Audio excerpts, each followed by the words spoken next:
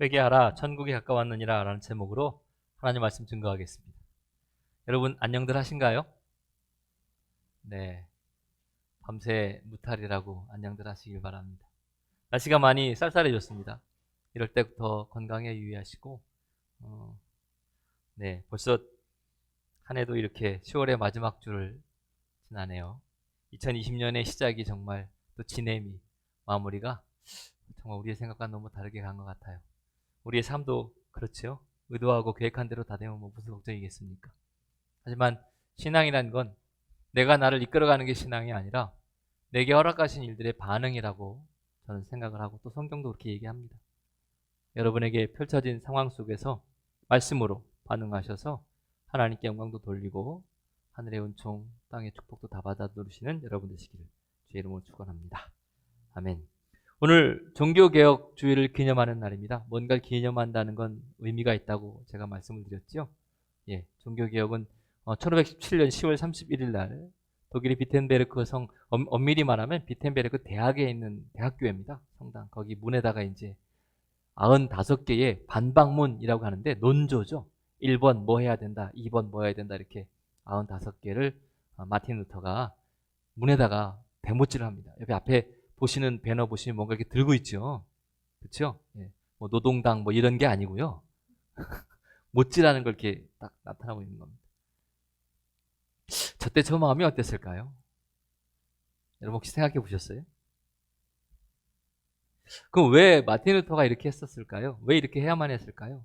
좀 버티지 못해서 이렇게 뭐가 좀 이렇게 관종이라고 그랬을까요? 아니 그거보다 사실 마틴 루터가 이렇게 비텐베르크 대학에 있는 교회에 문에다가 95개의 반박문을 저렇게 못질을 할 때에 이렇게 큰 파장이 일어날 거는 생각도 못했습니다. 그가 나중에 고백하기를 또 다른 교단을 만들 생각은 아니었다는 거예요. 그냥 바뀌길 바랐다는 거예요.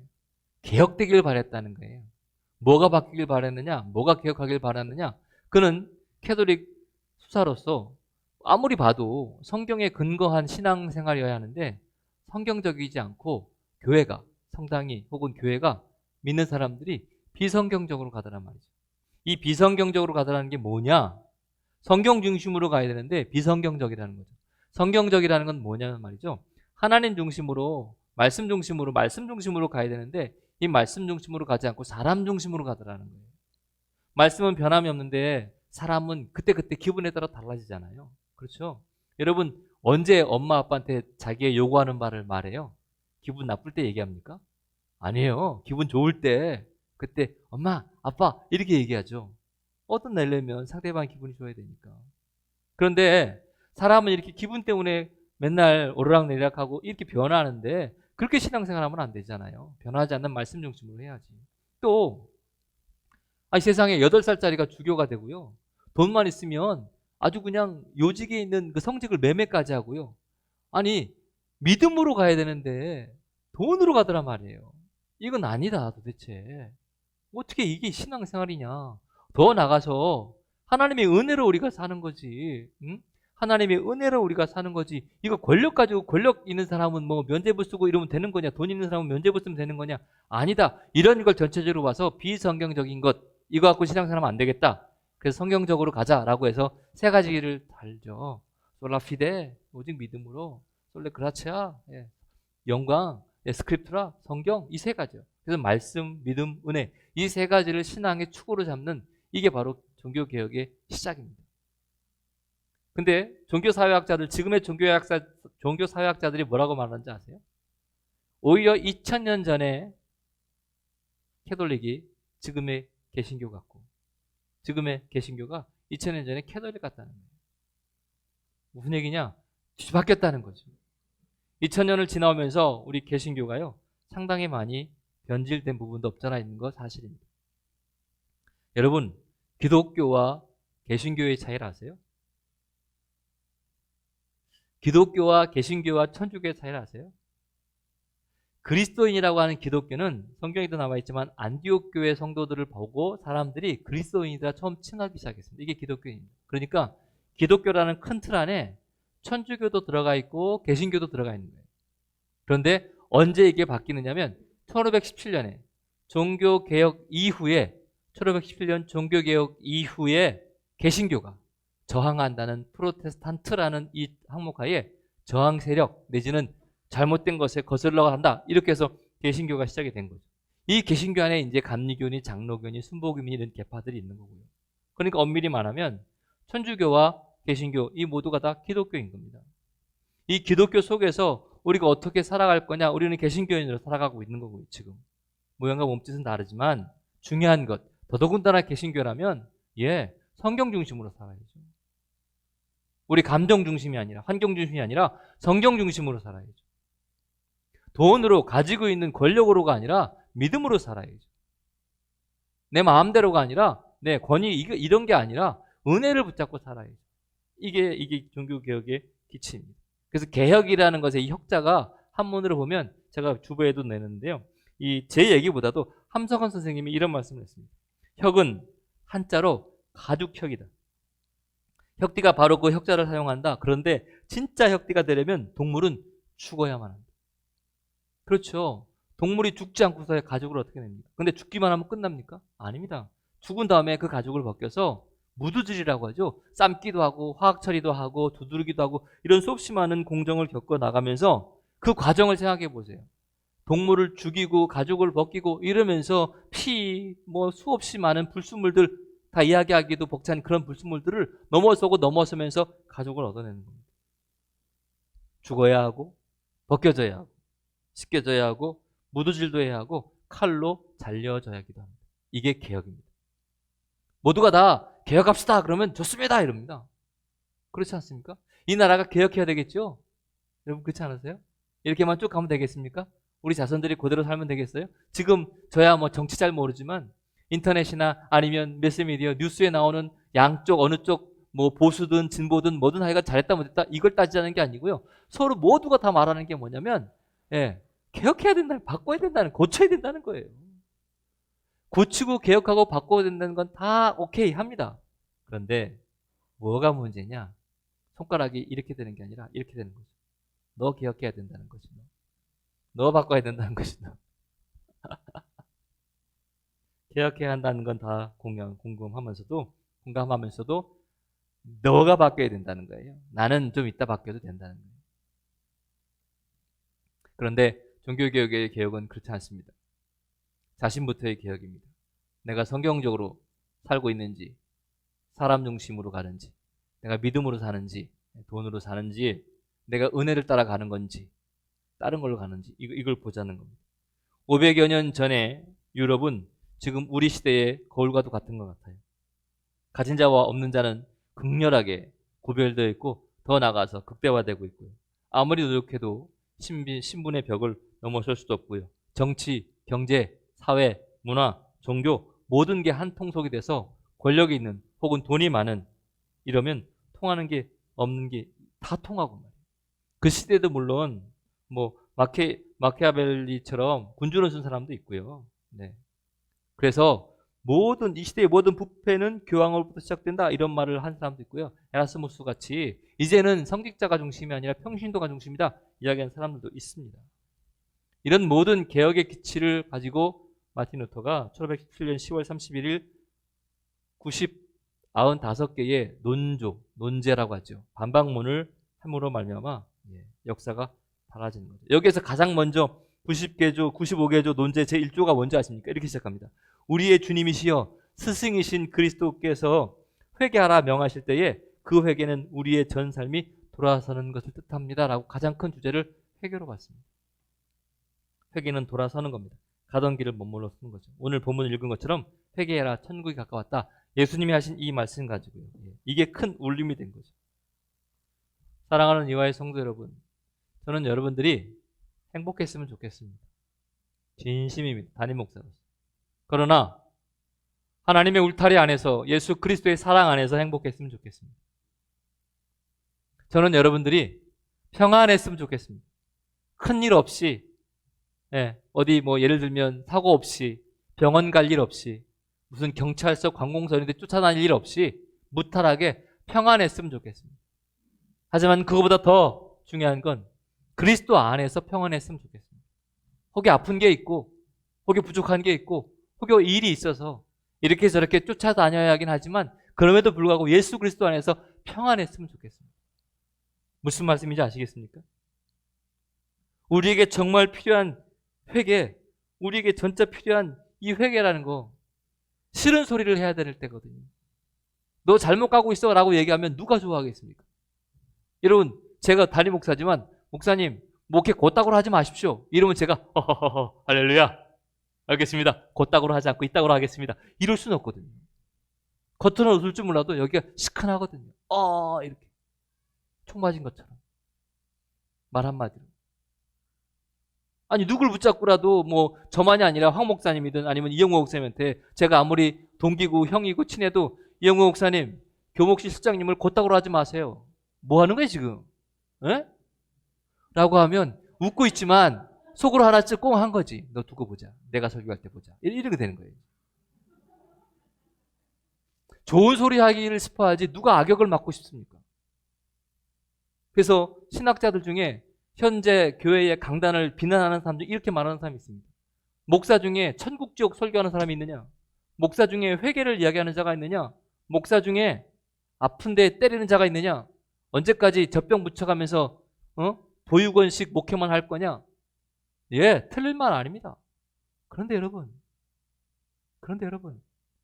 그 싫은 소리, 듣기 싫은 소리를 왜 해야 되는지, 그리고 또 공감은 하고 있는지, 어떻게 해야 되는지에 대한 철저한 고민과 갈등과 번뇌 없이 그냥 질러만 버린다면 그것처럼 무책임한 것도 없잖아요. 오늘은 제가 그래서 마음 먹고가 아니고 아주 살짝 살포시 회개에 대한 얘기를 좀 하려고 합니다. 여러분 회개할 거 있으십니까? 있으시겠죠. 있어야 합니다. 나 회개할 거 없어요. 목사님 제가 저처럼만 신앙생활 하라고 그러세요. 천국은 따놓은 당상이고요. 나만큼만 하라고 그러세요. 진짜 그걸 회개해야 됩니다. 회개할 거 우리 모두가 다 있습니다. 각자의 정도의 차이가 있지만 오늘 그래서 하박국의 일기 그겁니다. 교만한 자는요 다른 사람만 쳐다보는 게 교만한 자입니다. 무슨 말이냐? 나는 보이지 않는 거죠. 나면 된 겁니다. 그렇죠? 우리 모두는 교만합니다. 태어날 때부터 죄인이기 때문에 교만합니다. 그럴 수밖에 없습니다. 그래서 마틴 루터도 그때 당시에 성직자나 좀 있다고 하는 사람들 보니까 신앙생활 멋지게 하는 것 같죠. 뭐 가운도 뭐 화려한 거 입고 막 멋있고 막 번쩍번쩍하고 막 의리번쩍하고 먹는 거면 막 이렇게 대단하지요. 근데 그거 갖고는 안 된다는 거예요. 말씀 앞에 설 때는 두렵다는 거예요. 하나님을 가만히 생각하면 내 생활이 이게 아니라는 거예요. 이게 도대체 교회의 공공성을 해치고 있다는 거예요. 오히려 모든 이의 교회여야 되는데 소수의 교회가 됐다는 거예요. 여러분 우리끼리만 아웅다웅하는 게 교회가 아닙니다. 우리끼리만 종교잔치하고 종교노름하는 게 교회가 아니에요. 세상은 시끄럽고 시끌벅적하고 교회만 오면 편안하고 세상은 은혜도 없고 세상은 살고 싶지 않고 내가 일하는 직장은 믿음의 사람도 없고 교회만 오면 편하고 반은 맞지만 반은 틀립니다.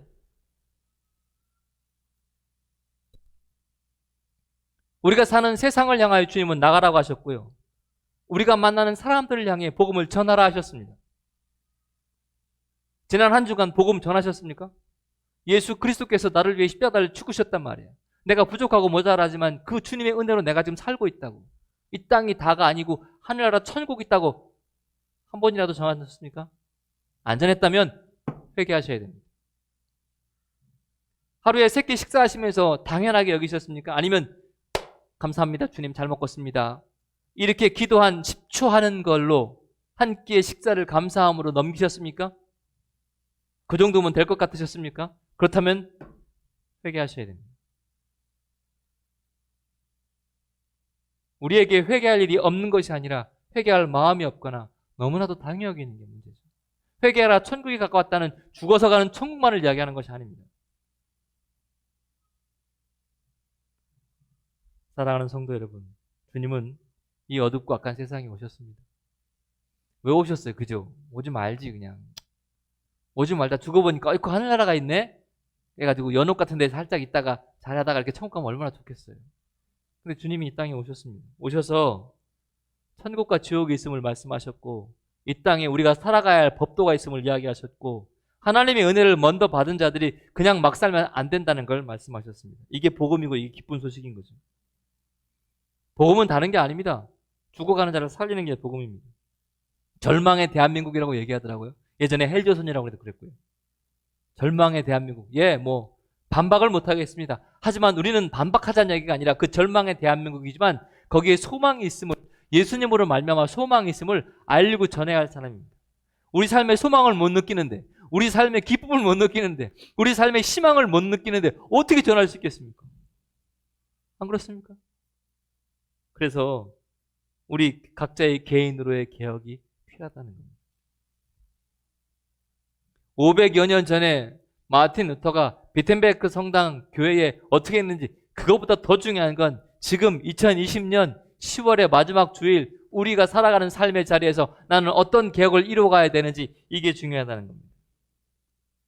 시련과 절망과 고통과 아픔 가운데에도 함께 동행하시는 예수 그리스도에 대한 믿음, 이걸 갖고 나가야 된다는 것이죠. 국가의 현실, 뼈아픈 교회의 현실을 직시하고 왜라는 단어를 넘어서서 어떻게를 자꾸 물어봐야 되는 거죠. 주님께서는 힘들고 어려운 삶의 자리에서 우리 믿음의 선배들을 통해서 안 될 것 같은 일들을 이루어 오셨습니다. 절망 가운데 소망의 빛을 비추셨고요. 끝장날 것 같은 시대 속에서 새로운 한 줄기 빛으로 말미암아 희망의 길들을 열어오셨습니다. 그 희망의 길을 열어오신 그 결과물 중에 하나가 이와 아닙니까? 그 때문에 우리에겐 500여 년 전 과거의 종교개혁보다 지금의 종교개혁이 훨씬 더 중요합니다. 여러분 혹시 그거 아세요? 종교개혁 일으키고 나서 100년 지나면서 개신교육이 확 늘었습니다. 교세가 엄청 늘었습니다.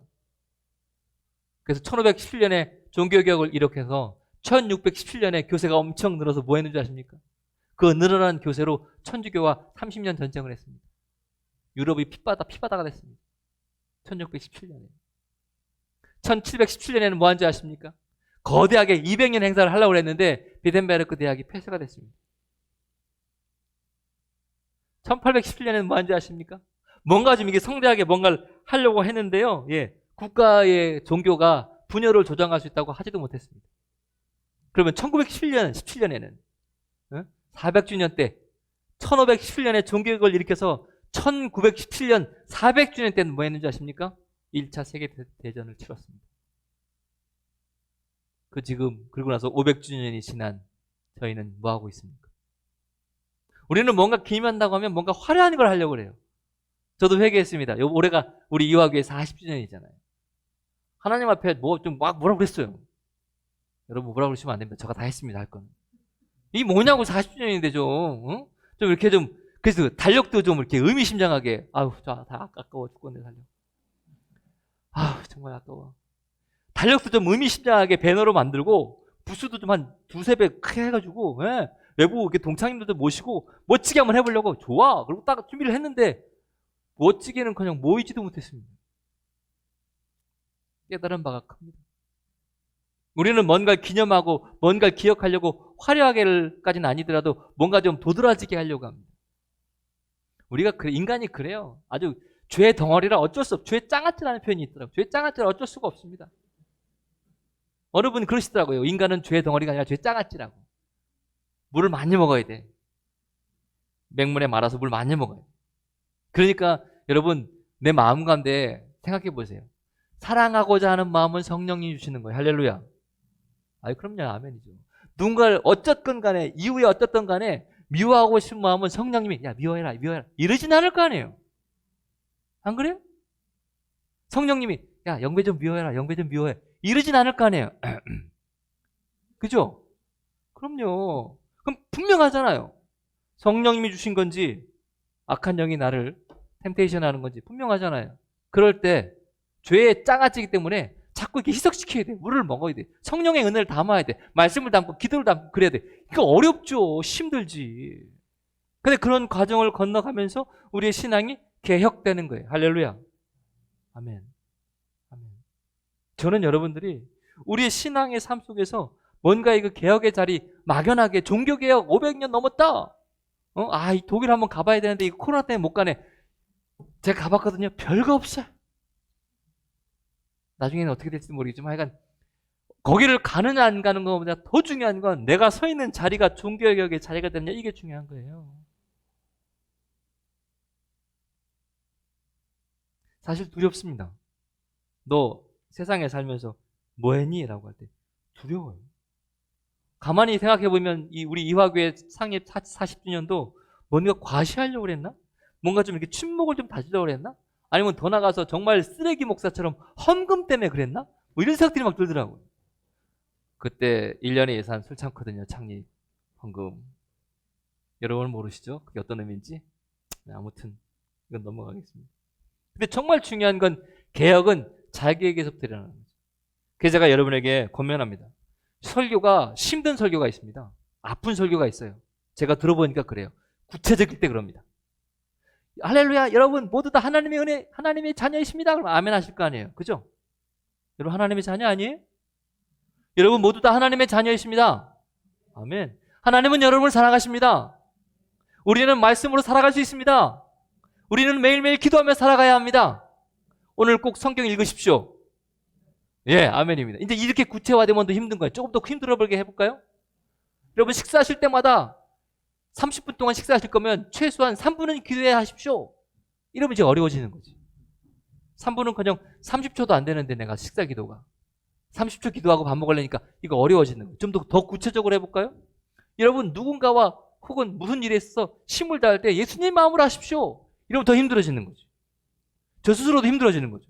목회를 예수님 마음으로 했으면 살피고 헤아리고 베풀고 그래야 할 성도들이 얼마나 많은데 못하거든요. 이유에 어쨌든 간에 핑계거리를 찾아가면서 못하고 있거든요. 그렇게 코로나가 어땠느니 뭐 몸이 어땠느니 이러고 앉아있거든요. 그러나 여전히 돌봄과 양육과 살핌이 필요한 성도들은 여전히 있는 거고, 우리가 누구의 마음으로 살아갈 거냐, 이게 진정한 개혁인 거죠. 만약에 여러분 제가 여러분과 싸운다고 합시다. 그럴 일은 없지만 제가 김우민 권사님이랑 싸운다. 아이, 파이트! 누가 이길까요? 맞습니다. 김우민 권사님이 이기십니다. 힘으로 보나 굴욕으로 보나 말발로 보나 김우민 권사님이 이기시죠. 그러나 제가 이기려고 하지도 않을 겁니다. 왜? 목회자랑 평신도랑 싸우면 누가 이겨야 되느냐? 성경 내가 복음에 나와 있습니다.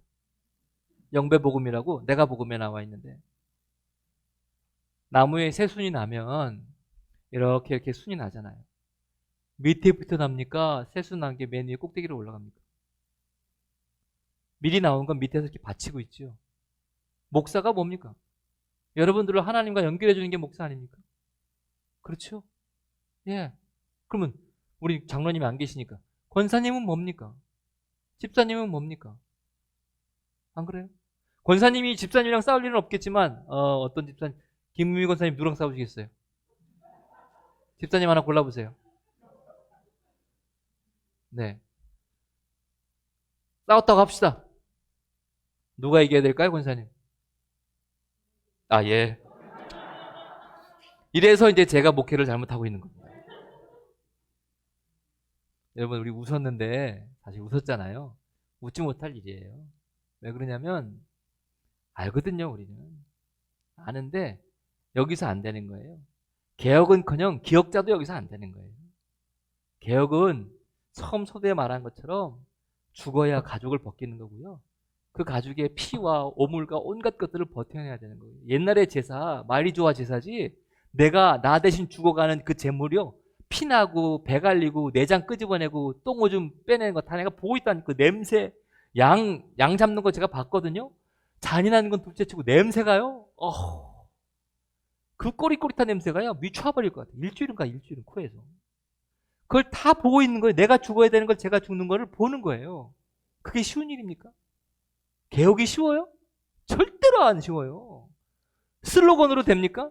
주먹 쥔다고 됩니까? 아니에요. 이렇게 설교 한번 들어서 여러분 은혜 받았다고 고개 끄덕였다고 몇 번 웃었다고 눈물 찐났다고 이게 개혁이 될까요? 안 될 거 저도 알아요. 아는데 왜 이렇게 이야기하는지 아십니까? 깨진 독이라고 물 붓지 말라고요? 계속 부어야 젖어 있을 거랍니까? 아닙니까?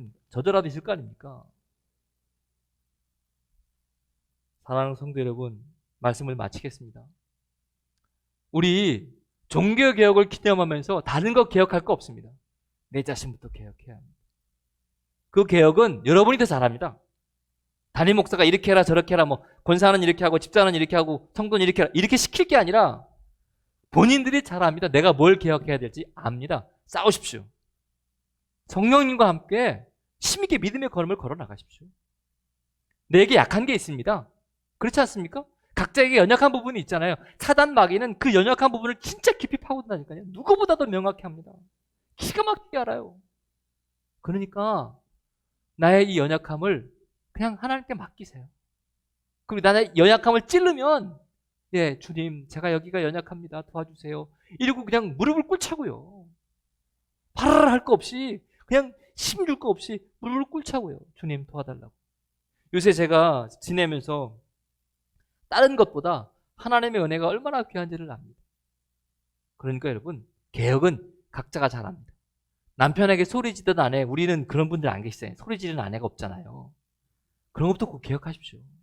아내 무시하는 남편, 이런 사람 없잖아요. 우리는 그런 것부터 개혁하십시오. 우리 학생들도 마찬가지입니다. 내가 5분 앉아있다가 엉덩이 냉장고가 심심해서 10분 내에 일어날 거면 20분은 앉아보세요. 그게 개혁입니다, 여러분. 우리 학생들은 다른 게 개혁이 아니에요. 내가 맨날 보던 유튜브 한 끊는 게 개혁이에요. 아니, 개혁을 엄청난 어른들만 하는 게 개혁이 아니라니까요. 내가 할 수 있는 그 무언가 하나 하는 게 그게 개혁이에요. 우리 어른들도요, 애들 보면, 학생들 보면, 너 공부했어? 숙제했어? 시험은? 몇 점 나왔어?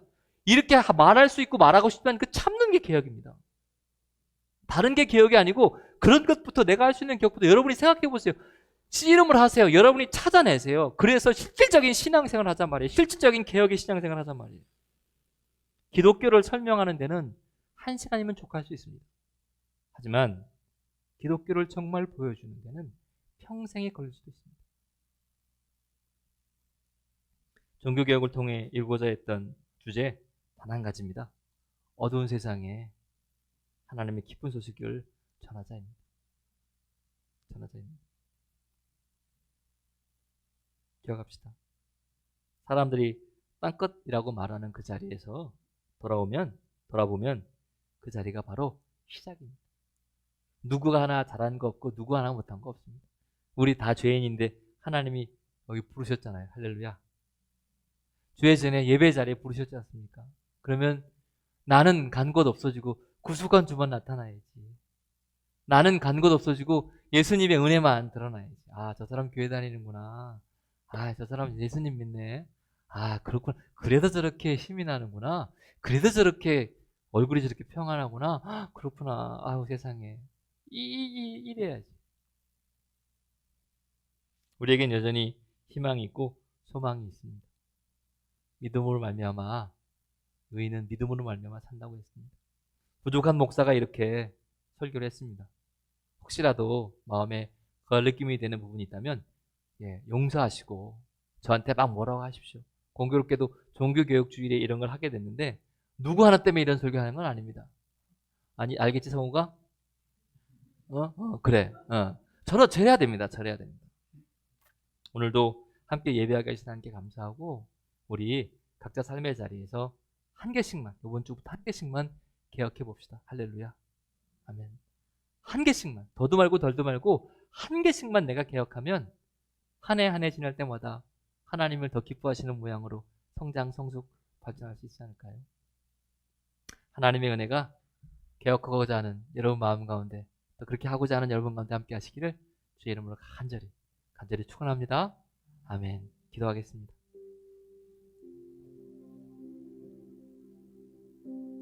이 시간 우리 기도하죠. 제가 뭐라고 이런 말을 하고 또 여러분이 무엇이라고 이런 쓴소리를 들어야 합니까? 그런데 여러분,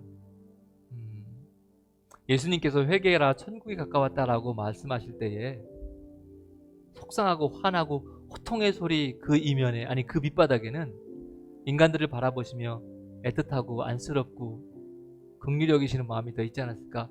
말씀을 묵상하며 준비하며 그런 생각이 들었습니다. 주님이 우리를 바라보시는 눈은 분명합니다. 명확하시고요.